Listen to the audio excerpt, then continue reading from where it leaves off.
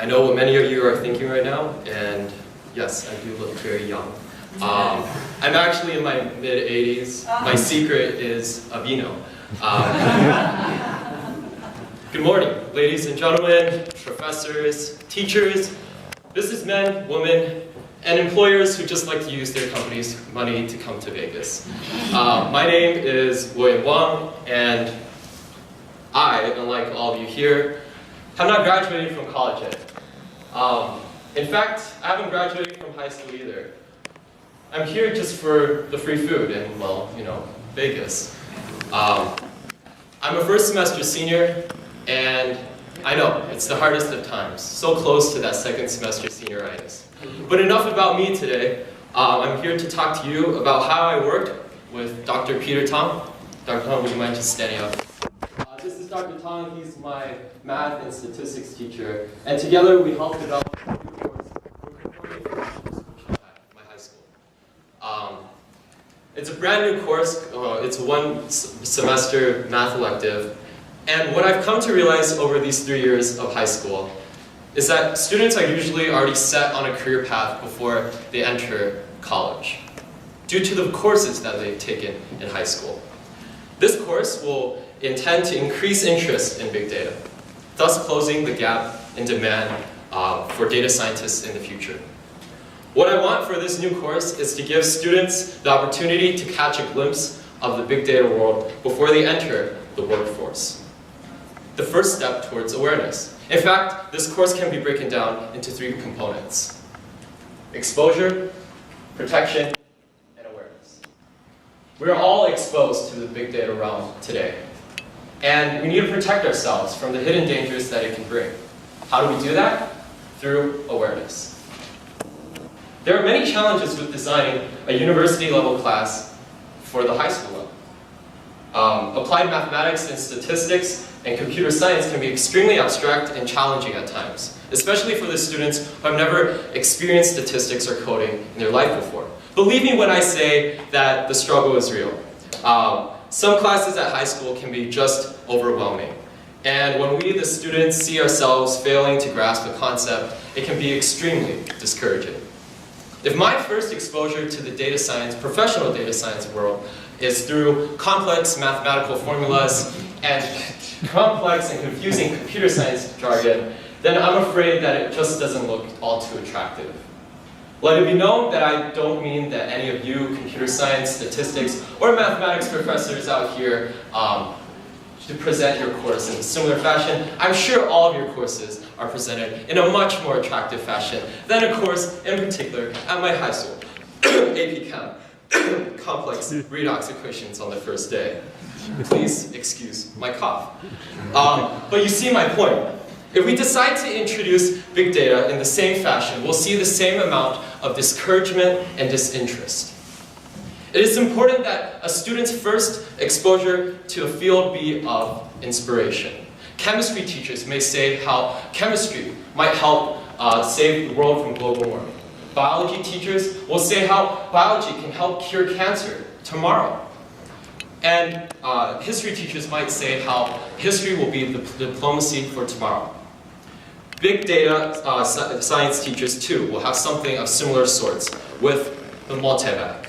This course begins with a short story by Isaac Asimov, with his lovely beard, I believe, who is a famous science fiction writer and the author of I, Robot, called The Last Question, that illustrates of an all-powerful, self-correcting, data-assimilating machine.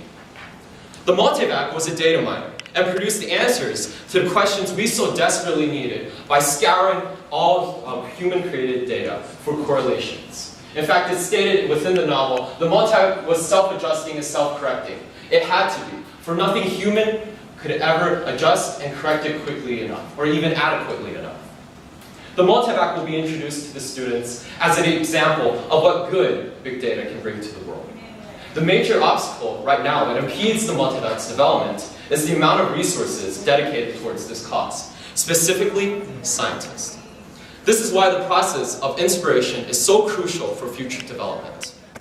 The second bit of introduction will be about what happened on Valentine's Day of 2011. I know what you're thinking. No, I won't be sharing a personal story of mine. My Valentine's Day 3 years ago was rather quiet and uneventful. I'm sure many of you guys had plenty planned that night.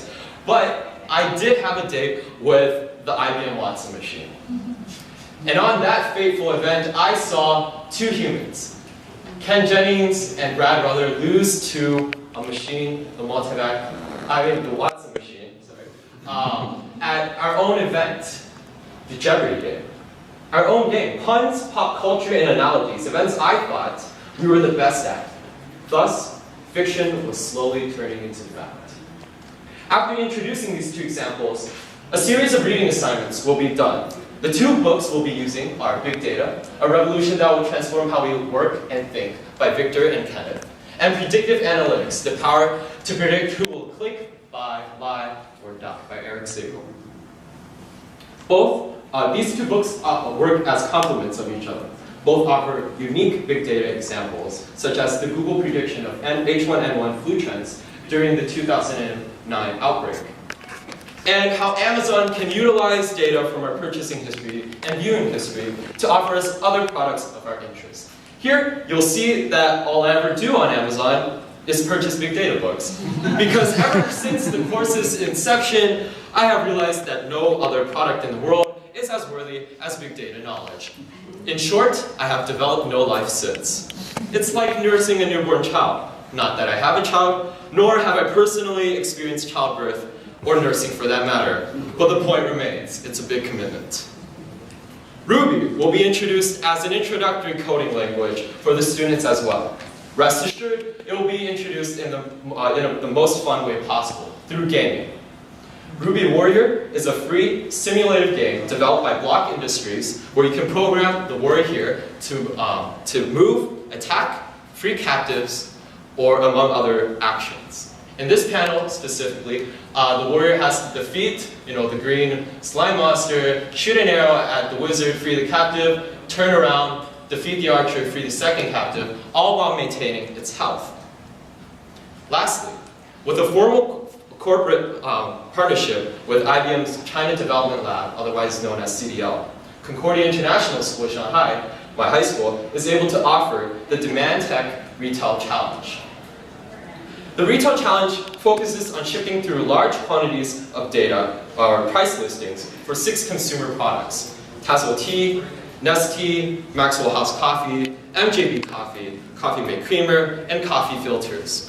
Each team, or student, is given 18 weeks worth of data, price listings, inventory sold, and how much inventory remained. From this data, they are expected to project new prices in a 6-week real-time simulative challenge against other teams.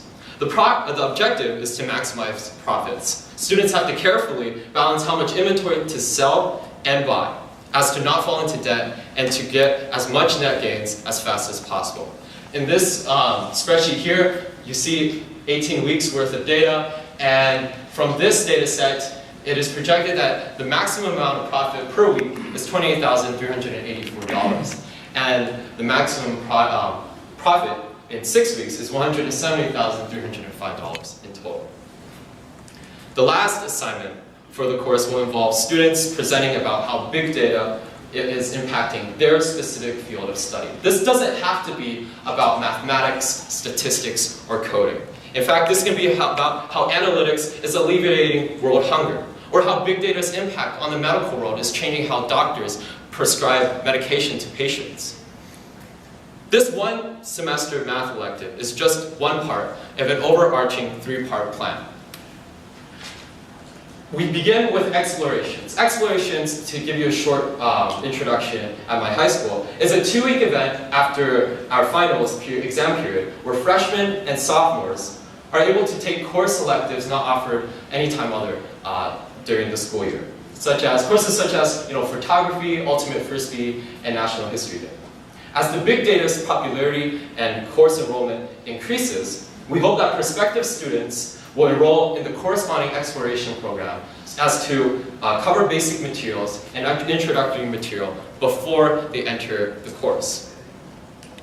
The purpose of these 2 weeks is to not only attract potential students, but to also give the students who aren't going to enroll in the class a chance to get a sense of data awareness as well.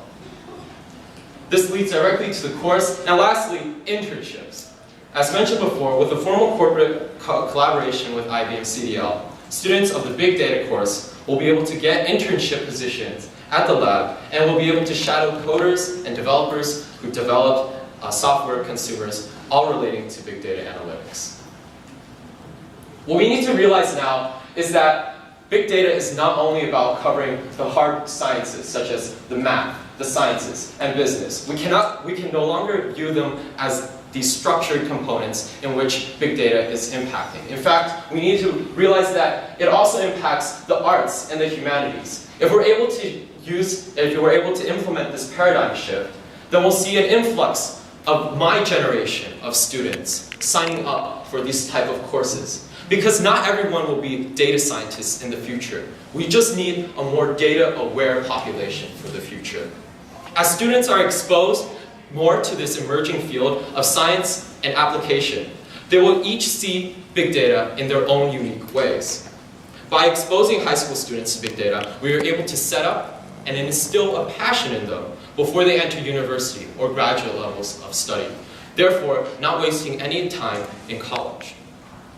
Big data touches on all fields in the workforce, whether we like it or not. And there is genuinely something for everyone in the study of big data. What we lack right now is the exposure. The integration of real-world examples will create the dynamic classroom experience that will put students on the path of data awareness for both the good and the bad. Thank you.